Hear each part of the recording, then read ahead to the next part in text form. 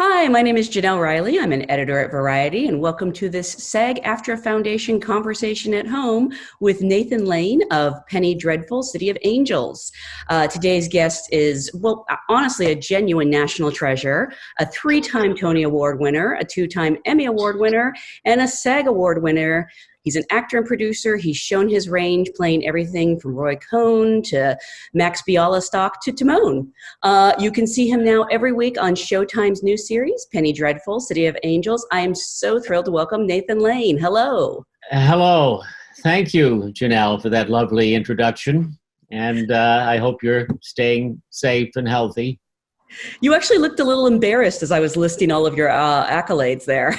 Well, I'm generally embarrassed by show business, but Ed, when you reach my age, you've done a lot of things. Yeah, I actually generally don't ask people this, but where do you keep all your awards? Because I don't think one shelf can probably contain them all. Well, my husband and I are out in the Hamptons. For the pandemic, fighting it out with the overprivileged for toilet paper, but making the best of it. And the awards would be found on a book in a bookshelf. Sort of amidst a lot of books. You would stumble upon a treasure trove of trinkets and adulations. I don't have them with me. I don't travel with them, but they have their little nook. Well, yeah, I was actually when you came up on Zoom here, and I saw a bookshelf behind you. I was trying to see. Well, that's what everybody's doing these days. They want to be seen in front of a bookshelf. They want to look like intellectuals. They all get out their glasses and sit in front of a bookshelf, but we know they're binging Tiger King. They could care less. The great classic literature. I mean, I'm in front of a bookshelf, but the books, yes. I mean, I got Little Women. That's kind of impressive. Very well. That's a recent. I know, and it was swag, so it doesn't count. It's swag. Yeah, I can tell because it has a picture of Saoirse on it. And that was wasn't that a wonderful adaptation? So I just think she is immensely talented, Greta Gerwig, and I just thought it was a brilliant adaptation, a really terrific screenplay, and she made it fresh all over again. It's such a great story, but I thought it was a beautiful film, beautiful looking, beautifully acted. And, I loved it from start to finish. I started crying 2 minutes in. Right? And it was a movie that in that season when you went, I kept saying, "Oh, Little Women." I've seen Little Women so many times. So I sort of not consciously, but I guess unconsciously was avoiding it. Like, oh, I'll get to that. But then, of course, I saw it and just loved it. Thought it was one of the best films of the year and very deserving of its awards recognition. I absolutely agree. Speaking of awards recognition, you're a SAG Award winner for your work in the Birdcage Ensemble, and this is primarily a SAG audience who watches these. So I actually like to start by asking, how did you get your SAG card? Yeah, somebody asked me that the other day because I've been doing a lot of these interviews for the TV show. I am not sure. I think it might have been. It might have had to do with doing a commercial, but was that have been AFTRA at the time? I don't know. I haven't. Or SAG. Yeah, I'm not sure. There was a time way back when I started when if you were a member of Actors Equity, if you were in there long enough, they would let you just join SAG, I believe, or AFTRA. But I think it had to do with, because in the early days, I did a lot of commercials. That's how I made a living, surviving in New York in the late 70s. So I think it might have been through a commercial, but don't hold me to it. What sort of things did you do commercials for? Do you remember? Anything. Cheetos, Yeah, you know, lots of. I remembered I was a soldier. We were talking about. Was it Sara Lee? Some Sara Lee product. It was a group of soldiers reminiscing about Sara Lee baked goods. You know, the way the military do when they're in the barracks late at night. They fantasize about baked goods. And let's see, you know, frozen dinners, you know, VCRs, NyQuil, of course. You know, Of course, you were the NyQuil guy. It was a sort of famous one I did. There's a NyQuil fella with a stuffed nose and cough, and so yeah, I did a lot of that. I was lucky. I just, you know, they're hard to do. And you know, as you know, when I used to, you would go and you know, you would try to bring some semblance of human behavior to it, and then, but it did you no good because they, you know, the advertiser would be, you know, wanted in a certain way, and you had to talk very fast. There was no time. There's never any time. It's 30 seconds or 60 seconds. So it can be demoralizing, but profitable. So. Which sort of the state of the union right now. It's funny because I'm about to really embarrass myself here. But I was sort of hoping you would say there was a show you did very early on with Dana Carvey and Mickey Rooney called One of the Boys, maybe just One of the Boys or One of the Boys? One of the Boys. Yeah, I was obsessed with that show as a child, and I had the biggest crush on you. And my friend had the biggest crush on Dana Carvey, and we would get together every week and watch it. And I think it only lasted a few episodes. Oh, yeah, deservedly so. Yeah, we did 13 episodes. It was a show. It was produced by Saul Turteltaub and Bernie Orenstein. And they had a lot of success in television, in network television. And then they wrote this show. I think they had been involved with Chico and the Man. And they wrote this show for Jack Albertson, who sadly passed away. And they then were inspired to cast show business legend Mickey Rooney. Dana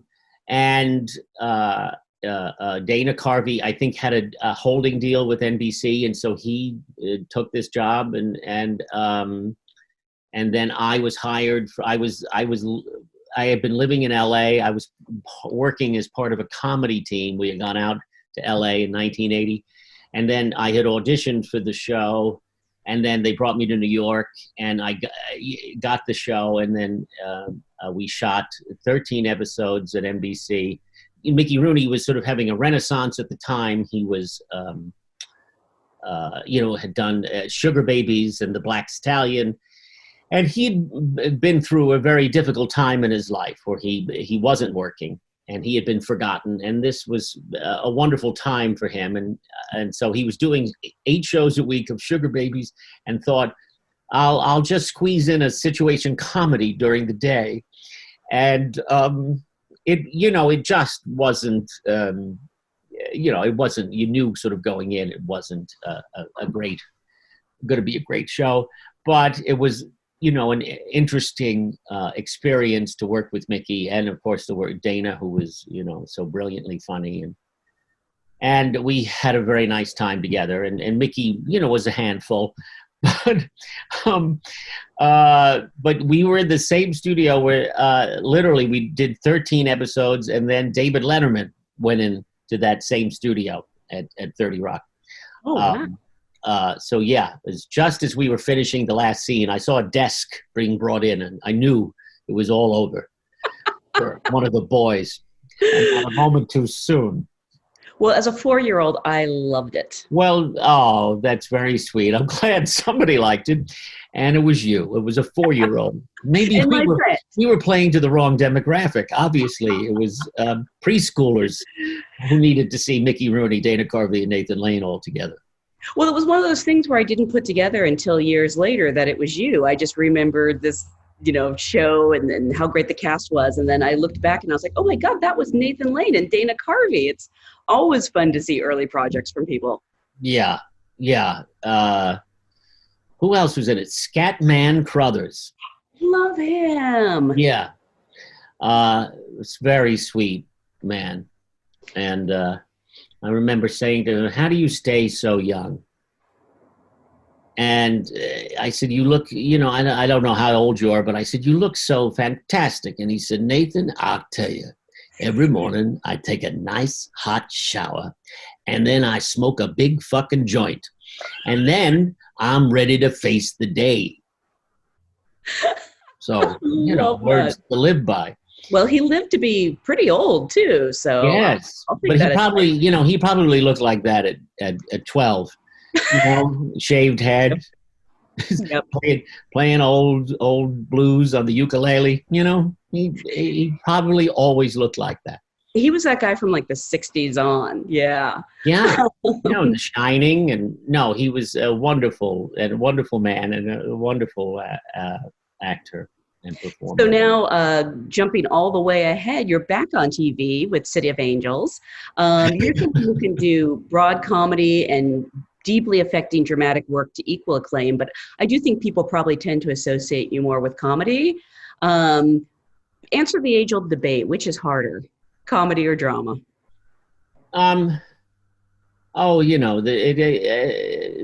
It's all hard. Nothing is easy. Nothing comes easy. Nothing worthwhile comes easy. Comedy, if you're talking about, comedy on the stage or as opposed to comedy on film, it's comedy's a little trickier, but it's all each one brings its own challenges. I don't think one is easier than the other. I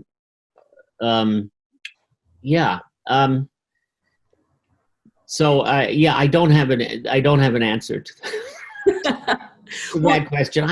I just think it's about the material. It's about the quality of the material. And the same rules of acting apply in comedy. If you're working with a live audience, then there is another sort of sixth sense that you're taking the temperature of the room and the pace of things, and you're a little more aware of what's going on in the house than you usually are if you're more involved in a sort of dramatic scene and that's emotional or something. It's although there is that radar that all actors have, especially I'm talking about the stage where you can sense what's going on in the house. But yes, in comedy, obviously there are some more technical things to think about, but it's all difficult. Well, I love your character in City of Angels. He's this 1930s LA police officer, kind of a throwback to these, hard-boiled detectives from old noir films. What attracted you to the role? It was offered to me. John Logan sent me an email. I knew John a little bit from the New York theater. And out of the blue, he sent me this email saying, I wrote this script and I wrote this part for you, and I hope you'll do it. And so I read it and loved it and loved the role. It's a real gift. It's certainly the best and most emotionally complicated character I've ever gotten to do on film. So it was, I felt very lucky and grateful that it came my way. It's not the kind of role that I think most of Hollywood would have thought of me for. But John knew my work from the theater and cited having seen this production of The Iceman Cometh that I did with Brian Dennehy and Bob Falls directed, which we did in Chicago and then at the Brooklyn Academy of Music. So he had seen that and was aware of, in the theater, they allow me to have a wider range than they do in film or television. And so this was just a great opportunity to work those muscles on film, and I just loved every minute of it. I mean, do you find that it's harder to find dramatic roles in film and TV? Because I mean, you did just win a Tony for Angels in America. I think Right. people are aware of your range. Um, you know, I very often, when I'm working in LA on a film or television, you realize how little people care about the theater and what is going on. You might as well be in Monaco. It's like talking about the politics of Monaco. It's important to them, but the rest of the world could care less. So, you would say they would talk to you, people, makeup or hair people who I might know from other things over the years. And, they would ask what you were doing. And, you might have just won a Tony, or you were doing some, you thought, much talked about production. And yet, they don't care about the theater, especially in LA. So, what happened, I'll tell you the story. Maybe it'll be inspiring to youngsters, young SAG card holders. About 10 years ago, a little over 10 years ago, I was doing a musical on Broadway called The Addams Family, which was much reviled by the critics, and yet became a popular success. The audience didn't care that it wasn't Gypsy. They just wanted to see the Addams Family again, and they liked the idea of myself and Bebe Neuwirth as Gomez and Morticia. And we had a wonderful cast, and it enjoyed a popularity with audiences. And it was a time in my life where I felt I was at a bit of a crossroads. And Charles Isherwood, who was then writing for the New York Times, wrote a very flattering, complimentary piece about me, sort of an assessment of my career up to that point. And he referred to me as the last of the great entertainers on stage. And as flattering as this article was, I can find a dark cloud in any silver lining. And it bothered me. It was like, is that all you think I'm capable of, being entertaining or entertaining you, when I've been an actor now at this point for 45 years.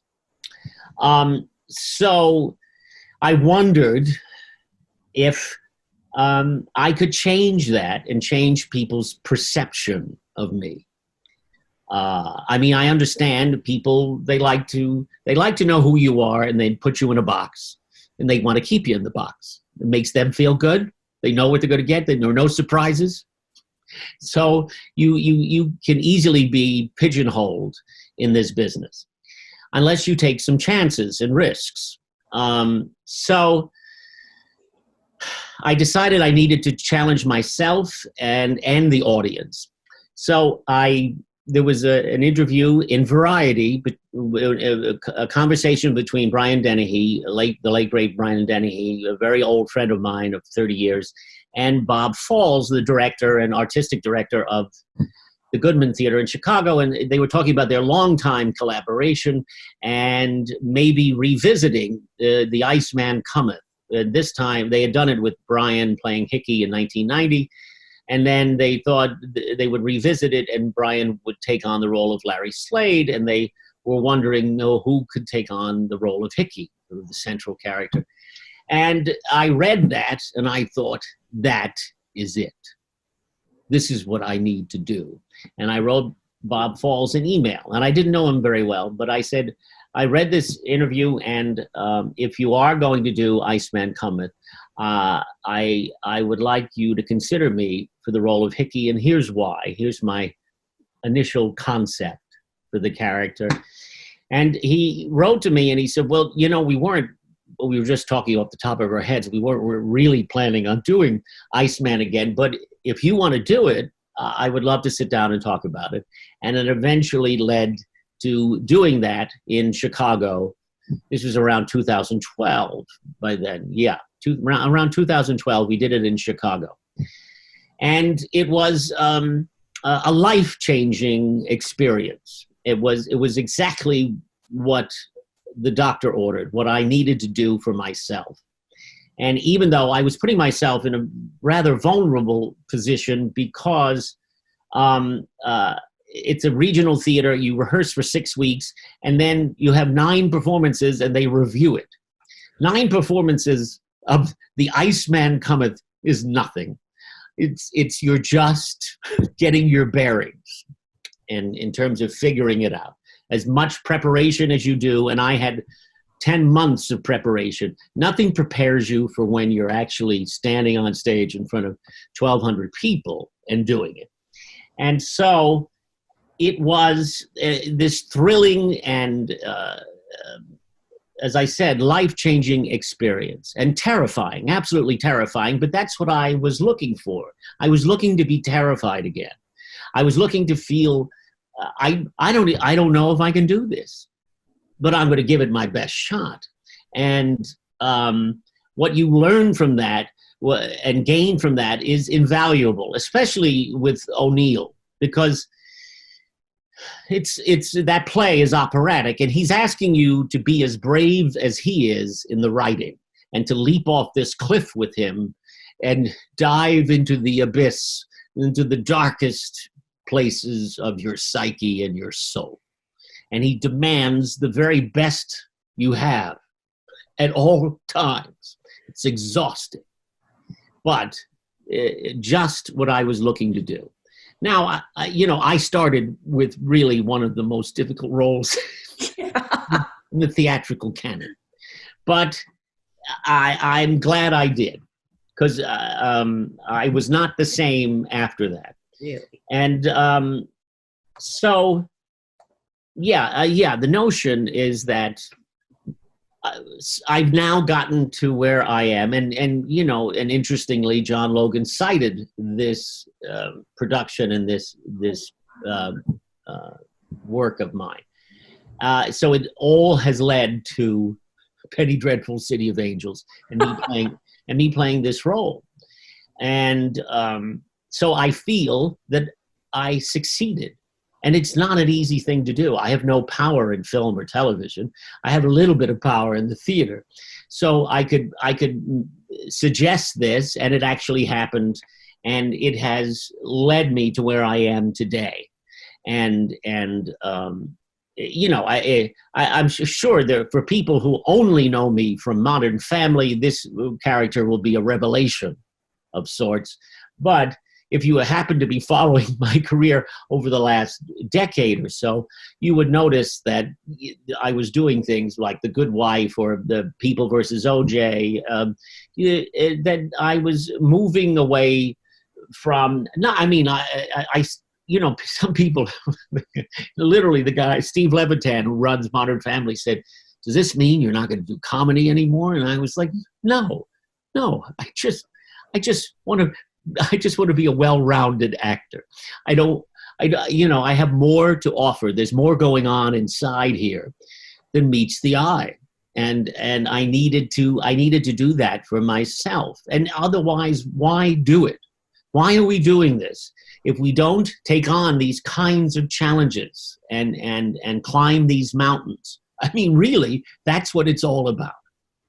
For me, anyway, personally, that is what separates the men from the boys. If you're standing there at 11 o'clock at night and you're about to start the 4th act of Iceman Cometh and talk for 40 minutes and rip your heart and soul out, that's the test you want to take. And that's the only way you really, really learn how to do it. I mean, the stage is the best foundation for everything. I want to applaud right now. Sorry, that was great. And by the way, I'm so glad you did that production, because I have to be totally honest. That production was stunning. And until I had seen that, I thought I didn't like Iceman Cometh. I had seen a very acclaimed production that I hated.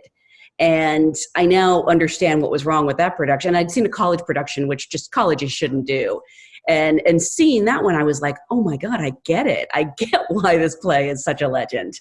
It's, it's an extraordinary play. And, a lot of people, especially in this day and age, don't have the patience, they don't want to go on that journey, because it's painful, because you see yourself in these sad people on stage. and Hickey, who is really turns out to be the most deluded of all. But I don't know if you've been through it.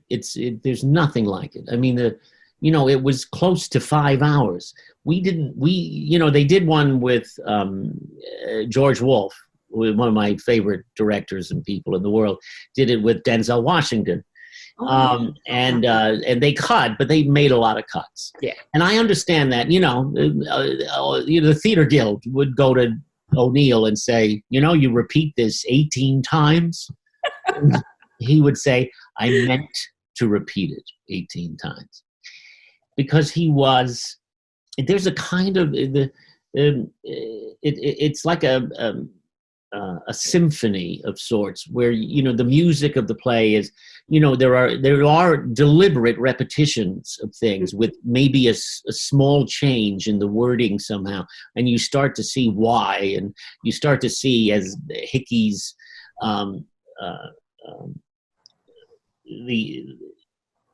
as it starts to falter, yeah, and he starts to get a little vindictive with them, or he's manipulating them, and then by the end it all starts to fall apart, and he finally forces them to listen to the story of his life in order to prove the point that he's right. And when you go through that on a nightly basis, it changes you. When I was doing a play and Denzel was doing Iceman, we ran into each other at this sort of Tony luncheon, and he came up to me and he looked at me and he said, quietly, he said, "You know what I'm going through." And I said, "I do. I really do, brother, and I'm with you 100%." Because those kind of roles cost you. They cost something. But it's so rewarding and fulfilling when it works. When it doesn't, not every night do you get to the top of the mountain, but because it's so because the material is so challenging. But there's nothing better than trying to achieve the impossible. I wonder too if you're able to draw on that experience. I'm thinking of your character in City of Angels. We don't, at this point, we're 3 episodes in, we don't know a lot about him, but I have a feeling there's a lot of history there, and he seems like he's seen a lot. Can you sort of call on memories of other characters like Hickey to embody that? Yes, John has created this very, especially the language that this character uses. It's very, I've called the show, it's Raymond Chandler meets Rod Serling. But this character is very much in the Raymond Chandler tradition, the hard-boiled detective who has seen it all. But I think he's a very sad and lonely person. And he probably should have retired after his wife died, but he didn't. He's estranged from his children. I built an elaborate backstory for myself, getting as much information from John as I could, and based on also just research about the LAPD and how he would have made his way up the ranks. And he certainly is an outsider. As a Jew, he's gone through his fair share of racism, of prejudice, I should say, and yet he's such a veteran of the force that sort of has been put to the side. I think people have respect for him, but it's a reason why he understands Daniel Zavato's character, being an outsider as the first Chicano detective on the force, and so. I think he also, he sees potential in him, and so he's sort of mentoring and becoming a father figure to him. But I think he also sees in him a way to get it right in a way that he couldn't with his own children. And I think that really nags away at him. And so this relationship becomes much more than a partnership on the force. It's the most important relationship in his life. And as you will see, what they go through together. It builds sort of the first sort of, let's call it the first plateau, is the sixth episode, where there's some resolution to these murders that happened, and they do something that's very dark. Ooh. And some would say very wrong. But Lewis makes this decision that will haunt them for the rest of their days, but it also bonds them in a way, because he's protecting his partner and for very personal reasons. And so that changes them and in terms of their relationship. And then by the end, it will all start to make sense. All will be revealed, how these stories intertwine, and there are many more twists and turns to come. And it certainly is resolved by the end of the season it's a very dark show. That's what I love. You do have to pay attention. But I think it's first of all, just on a technical level, it's so gorgeously shot.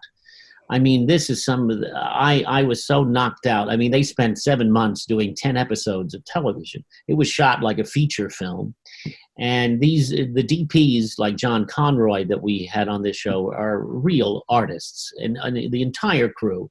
And you felt on the set that everybody across the boards, felt they were doing something special.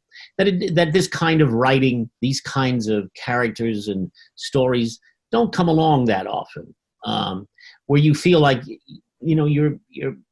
you're saying something meaningful about really what's going on right now in the country from this historical perspective that is based on a lot of fact.